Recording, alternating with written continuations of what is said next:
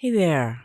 Welcome to Spiritual Psychology. My name's Renee McKenna, and I bring my 30-plus years as a recovering addict and ex-crazy person turned therapist and shamanic healer to bring you snackable teachings on spirituality, psychology, and all things personal growth. And today I want to talk about how we can respond to our life rather than react to it.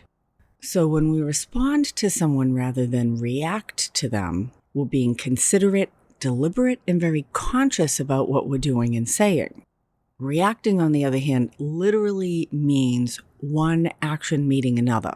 And our reactions are usually immediate, unconscious, and generally, in my experience, not our best self. And as someone who spent much of my life reacting to circumstances, situations, and relationships, rather than responding to them, now that I know the difference, being able to respond in a thoughtful, intentional way is more empowering, more life-affirming, and supportive of my authentic self, and actually creates opportunity for greater intimacy, personal growth, and better communication in almost every area. Reacting, on the other hand, often put me in a place of feeling victimized or like people were doing things to me. I frequently had regret for what I did or said, and it frequently created inner conflict and confusion because my reactions were often in situations where I needed to respond to what was happening, but the way that I did it was so crappy that I wasn't able to get my point across. Often I needed to apologize, and the underlying issue never got addressed. And I just love little tips and tools for personal growth. And I found in reacting versus responding, it's the 2 Ps versus the 4 Ps. And the 2 Ps of reaction tend to go like this. Something happens, you panic, and then you proceed. And when we respond, the 4 Ps go like this. Something happens, you pause, you process, you plan, and then you proceed. Whoa. Reaction is quick, immediate. Responding is slower. It creates more space between the event and what we do or don't do. And in that space we're creating, by pausing, processing, and planning before we proceed, we give our immediate emotions some time to breathe.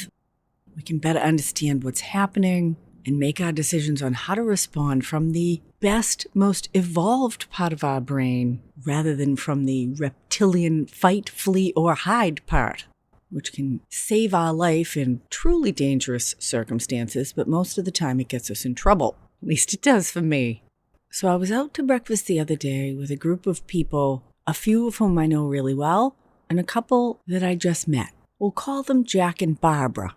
And Barbara had ordered eggs, bacon, and a pancake, and Jack had a breakfast burrito. We had lots of actually really interesting conversation. We've traveled to some of the same places in the world. He's a musician and a war veteran, and she's worked with nonprofits in Africa.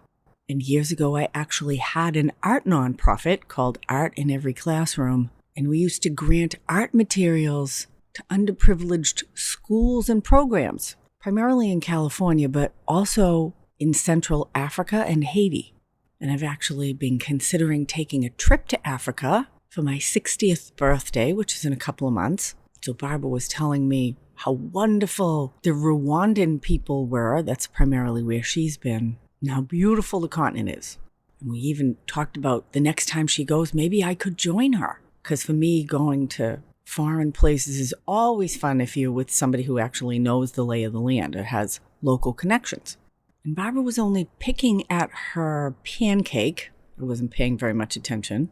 And while the waiter was clearing the plates, she said to him, "My pancake was uncooked." And apparently he didn't hear her. And she said, "Don't ignore me." And he said, "Excuse me?" She said, "My pancake was uncooked." And he said, "Well, we'll give you a refund."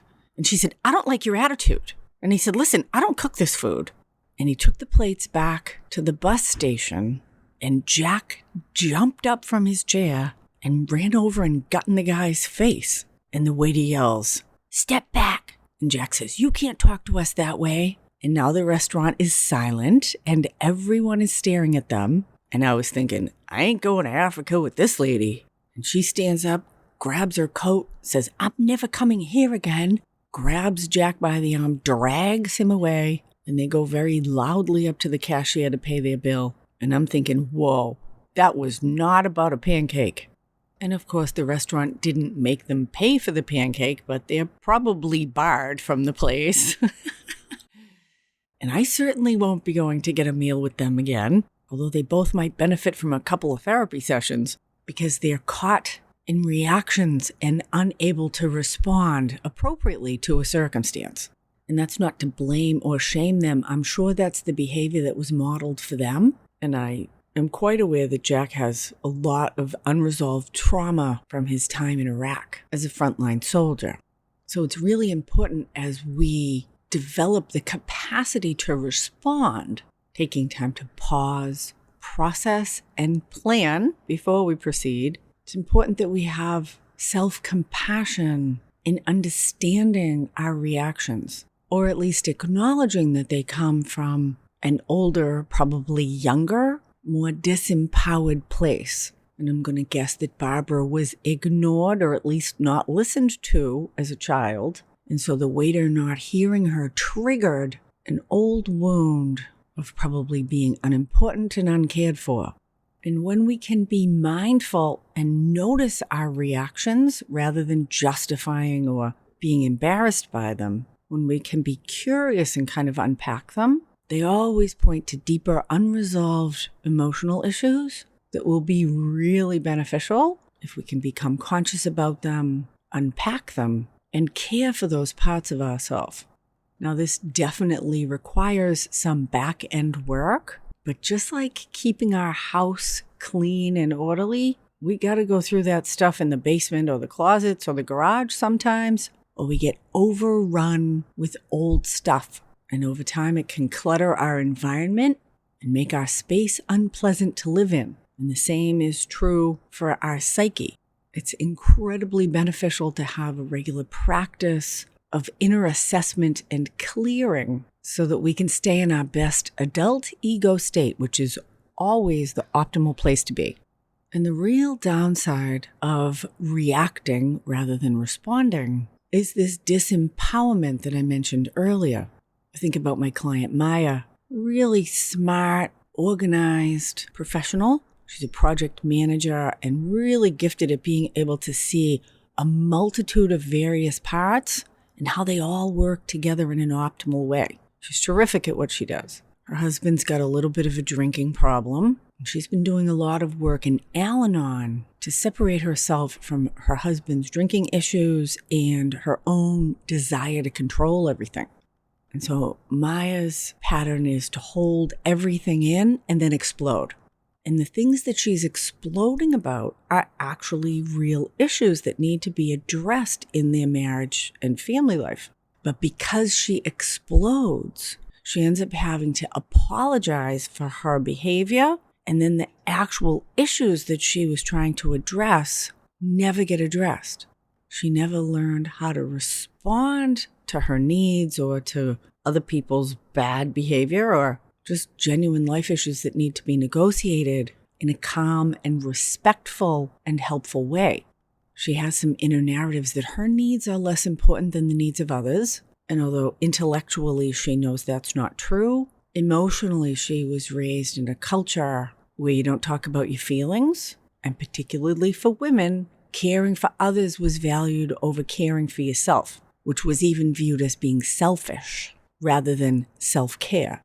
So all these little things will happen and she can tell herself, that's not a big deal, that's not a big deal, that's not a big deal. Not noticing that drip by drip, the pot is filling up until one more drop boils it over, the proverbial straw that breaks the camel's back. And she'll just lose her shit, start screaming, occasionally even throw things. And then she feels all this guilt and shame. She feels terrible for acting that way, but her inner anger about all these little dysfunctions never gets resolved because the reaction is so extreme. It actually justifies her husband in saying, you crazy. And it discredits these deeper authentic issues. So she's actually disempowering herself with her reactions. And so when we get triggered, and the word trigger is quite appropriate because it's like pulling the trigger of a gun. Bang! And if you want to learn how to respond rather than react, practicing these 4 Ps is an excellent way to do it. And so the first thing we want to do is pause. And it's probably the most important because the way that reactions work is that we get triggered, just like that gun going off. And it happens so fast, we get taken over by the emotion and our conditioned or habitual response to it, whether it's anger and defensiveness, or shutting down and withdrawing, getting overwhelmed with fear, resentment, self-doubt. When we're in reaction, our unconscious defensive structures just take over, or we get overwhelmed by the body sensations or emotional experience that got triggered, and we lose access to our healthy adult ego state. And it's very easy in reaction to get taken over by a patterned way of responding. And it's kind of like being on a roller coaster ride. Once you get to the top of that first hill, that baby's going all the way through the cycle, and it feels like there's no way to get off until it's done. And so pausing is how we get out of the car of that amusement park ride. You know, one time I was in Space Mountain in Disneyland, and the ride broke down, and they had to turn on all the lights, and we had to walk out. It was really interesting. If you've never been to Space Mountain, it's an indoor roller coaster, and it's totally pitch black inside this enormous building that houses it. And while you're flying up and down and around, they're projecting cosmic and celestial imagery and videos till they turn the lights on and you just see it's a giant roller coaster warehouse. And so pausing is how we turn the lights on. And pausing is a practice, and we get better at it with practice. And I have found it very helpful to set conscious intentions for the behavior that I want to start to develop and create in my life. So you could do it right now or at some other neutral time and just say to yourself, I want to practice pausing when I get triggered or upset. I'm going to grow in the skills and abilities to pause and respond rather than react. Progress, not perfection, and it requires presence and self-awareness to pause, to even notice, whoa, I'm going down that roller coaster of reaction again. And sometimes we have to get drawn down that amusement park ride that may not be that amusing, of rage, of fear, of shame, or resentment. And maybe we don't notice it until after it happened. Whoa, that was a reaction rather than a response. That's growth. That's excellent. Next time you're going to notice it sooner. Developing this level of self-awareness and self-presence is like miracle grow for our emotional maturity, self-love, and empowerment. So we take this pause so that we can process.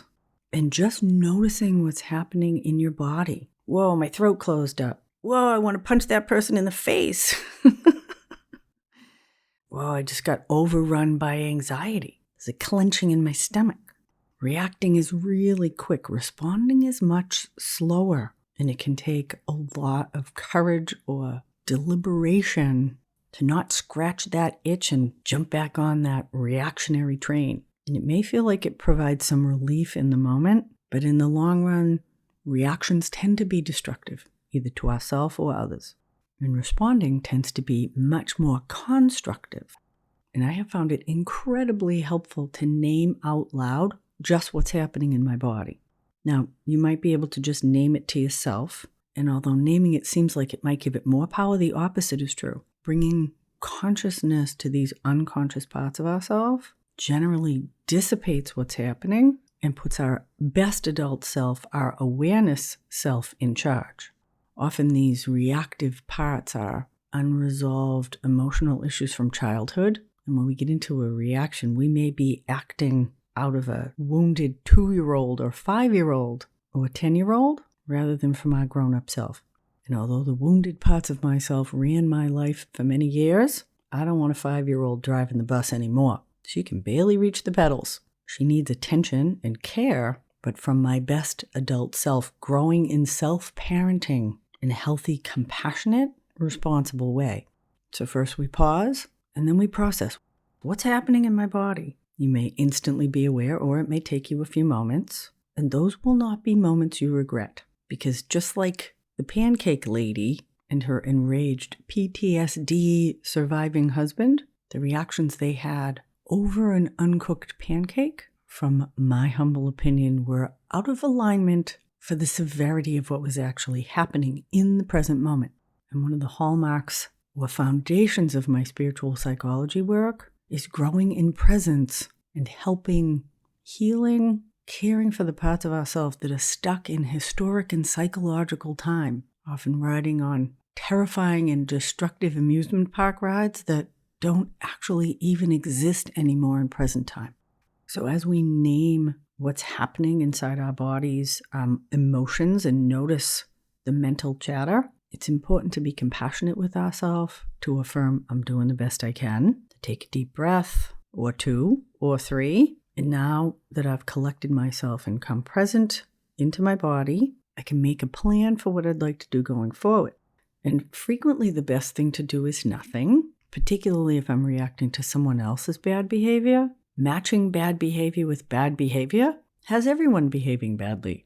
And it's very interesting if someone's having bad behavior and I really ground myself, the spotlight is on them. They actually even have their own opportunity to notice their bad behavior. Because when I just join them in it, we're just having a bad behavior party. And there are certainly reactive patterns that we can practice in relationship. And it can be really uncomfortable to not participate in that cycle. If you have the same fight over and over again with your partner, friends, or family members, try not reacting and just observe what happens. Very powerful. So once I've paused, taken a moment to process what's happening inside myself, making a plan for what to do next. How important is this? How would I choose or like to respond here? And when in doubt, leave it out. You can always go back and have a secondary conversation. And so once I've paused, processed, planned, then I can proceed. So I wish you well in practicing presence and responding instead of reacting, growing in your own self-awareness, self-care, and self-compassion, which automatically helps us grow in love, care, and compassion for others. Thank you so much for listening. If you'd like some help in healing your deeper underlying emotional reactions, you might consider a block of spiritual psychology work with me. Shoot me an email, info@reneemckenna.com. We'll set up a free 30-minute discovery call. And if you're looking for a last-minute holiday gift, I do 90-minute tarot readings. I don't talk about that very much, but they're quite fun. And over the years, I've had many people buy them as gift certificates for family and friends and spiritually minded people who are difficult to buy for. Intuitive tarot readings are also a really potent way to set intentions for the new year. So you might even want to gift yourself a tarot reading. So drop me an email, whether it's for yourself or someone else, for a really fun, interesting, informative 90-minute session of intuitive tarot with me. Super fun. I hope you'll consider it. If you like this podcast, appreciate a good review on iTunes or 5 stars on Spotify, share it with a friend. Please check out my YouTube channel, and I'm offering lots of free work on Insight Timer every month, including this Wednesday at 3 p.m. Eastern, noon Pacific, Transforming Trauma, one of the pinnacle pieces of work that will really help you deactivate these emotional reactions and triggers and grow in exactly the kind of self-care that I'm talking about. Thanks as always to my generous supporters on Patreon and through this podcast. Blessings on your path until we meet again. This is Renee LaValle McKenna for Spiritual Psychology.